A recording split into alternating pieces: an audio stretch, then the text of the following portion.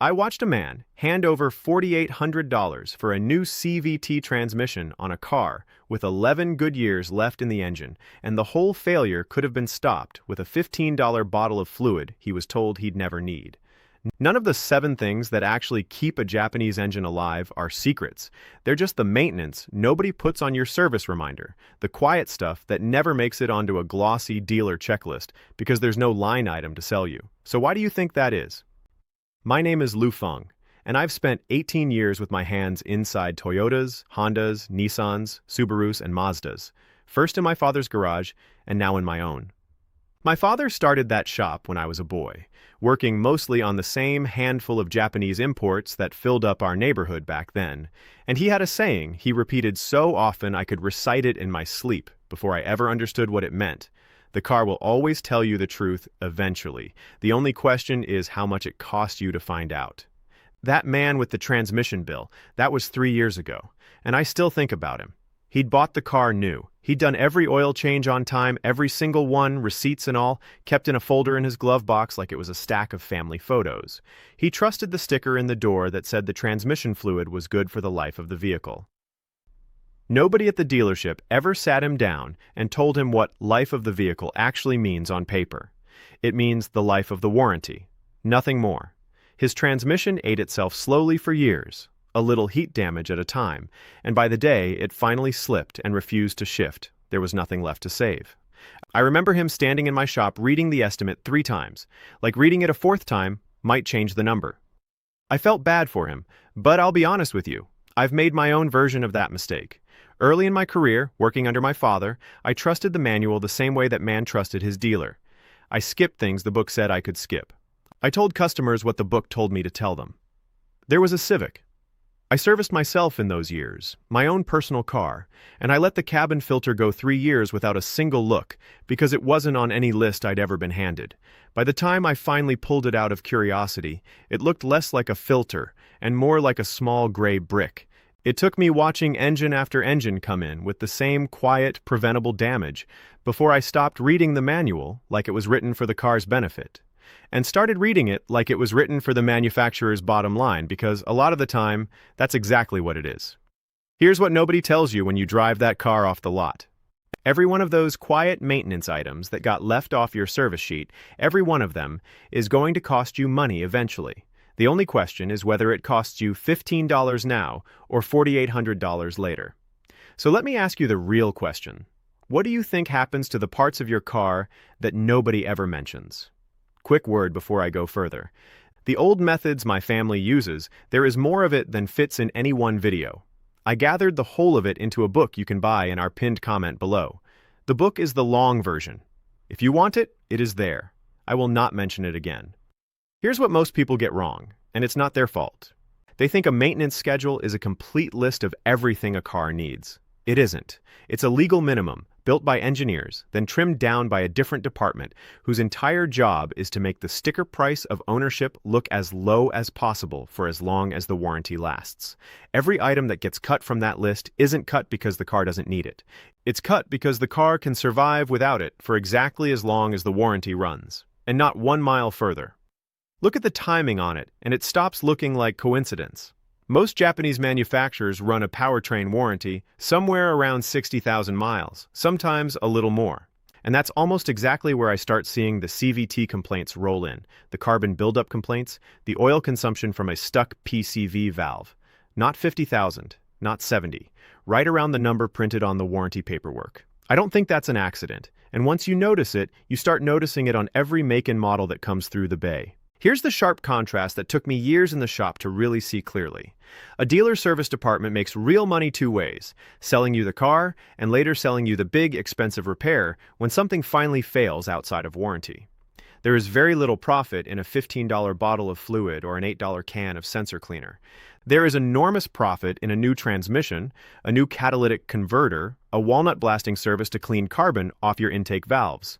So the incentive, whether anyone admits it out loud or not, quietly favors letting small things slide until they become big things.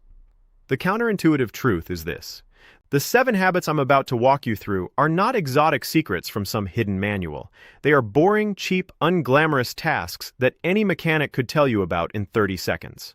The reason most owners never hear them isn't that they're hard to explain. It's that a car that never needs a big repair is a car that never generates a big repair bill. Nobody built this system to lie to you outright, sitting in a room somewhere planning it against you. They just built it to stay quiet exactly where staying quiet pays. It plays out a little differently brand to brand, but the pattern underneath is the same everywhere.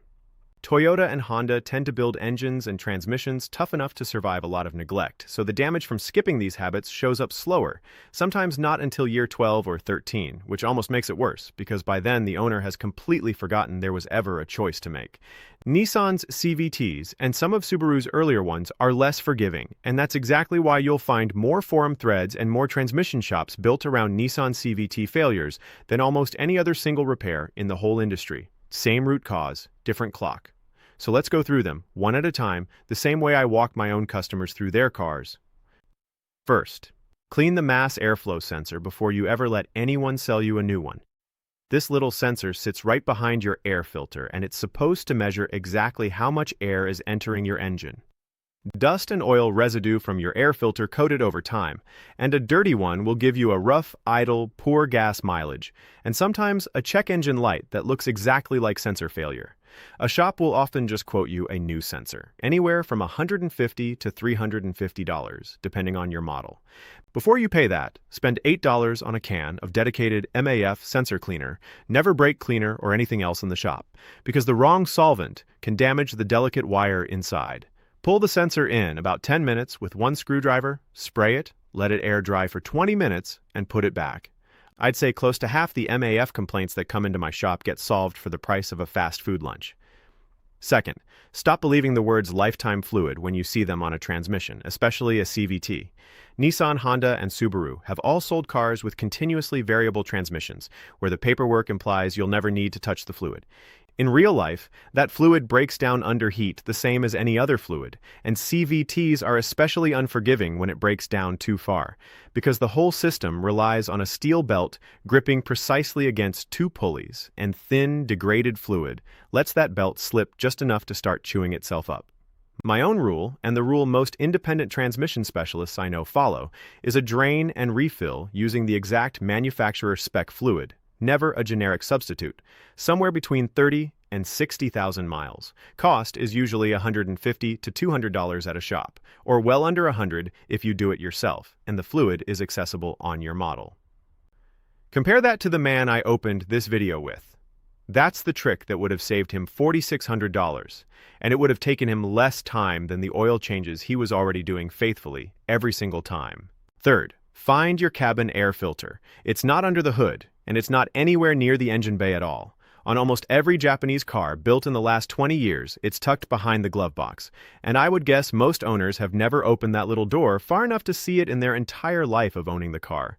That filter cleans the air blowing into your cabin, and when it clogs, you get weak airflow, musty smells that seem to come out of nowhere every time you turn on the AC, and your blower motor working harder than it needs to, just to push the same amount of air through.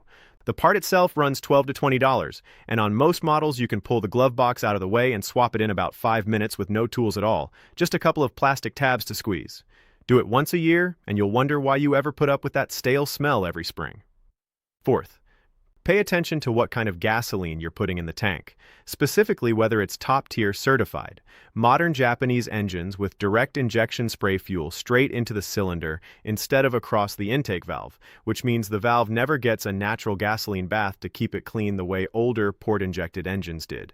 Over years, carbon builds up on those valves and can choke off airflow, hurt performance, and eventually cause a rough idle or a hesitation off the line that feels like something far more expensive is wrong. Top-tier gasoline carries a higher level of detergent additive specifically designed to fight that buildup, and it costs the same at the pump as any other brand. It's not a premium product, just a certification you can check for on the pump sticker or look up for your area in about a minute. The alternative, once the carbon has built up enough to matter, is a walnut blasting intake cleaning service that runs $600 to $900, sometimes more depending on the engine. Same fuel budget either way. One version just happens to save your repair bill down the road. Fifth, don't ignore the PCV valve. This is a small, cheap part, usually $10 to $15, that manages pressure and vapor flow inside your engine, letting blow-by gases get recycled back through the intake instead of building up pressure inside the crankcase. When it sticks, and they do stick over time as varnish and carbon build up inside the valve itself, you can end up with a rough, idle oil leaks that seem to come from nowhere because the crankcase pressure is pushing oil out past every seal it can find, or oil consumption that has your engine burning quarts between changes for no obvious reason. Most owners never hear this part's name in their entire life of owning the car, and most shops won't mention it unless you specifically ask. I check it at every other oil change on my own vehicles, and it takes less than 5 minutes, usually just a pull and a shake to hear if it rattles the way a healthy one should. Sixth, protect your battery terminals before corrosion ever shows up, not after. A $3 set of felt battery washers, soaked lightly in dielectric grease, sits right under each terminal connection, and it works by keeping the acidic vapor that naturally escapes from the battery away from the bare metal of the terminal. That thin barrier stops the corrosion that eventually eats through your cables and can leave you stranded with a car that cranks but won't start, usually at the worst possible time, a cold morning or a hot parking lot after a long shift. It takes about 2 minutes to install, and it will save you a tow truck call somewhere down the line, and it's the one item on this entire list I've genuinely never seen a dealership mention to a customer, not once. And seventh, the one that surprises people the most because it goes against everything they think they know. Do not let your engine idle for minutes at a time to warm it up on a cold morning, and do not baby it by driving too gently for too long right after. 30 seconds of idle is plenty for oil to reach the important parts, even on a cold morning. After that, drive it gently, moderate throttle, no hard acceleration for the first 5 minutes. Long idling actually washes oil off your cylinder walls and lets unburned fuel dilute your oil, which wears out piston rings faster over the years, not slower, and it's one of the quiet reasons some engines burn oil far sooner than they should. It feels careful. It is actually the opposite of careful. My father used to catch neighbors letting their cars idle for 10 minutes in the driveway every winter morning, and every single time he'd just shake his head and say the same thing, that they were wearing the engine out trying to protect it. Here's the bigger picture, because none of this is really about parts. Add up what those 7 habits cost you across 10 years of ownership, and you're looking at maybe $300 or $400 total, spread out a little at a time, most of it work you can do yourself on a weekend afternoon. Compare that to the man with the CVT, or the customer I see every few months who finally pays for the walnut blasting job, or the one who gets stranded in a parking lot because a $3 felt washer never got installed. The math isn't close. It was never even close.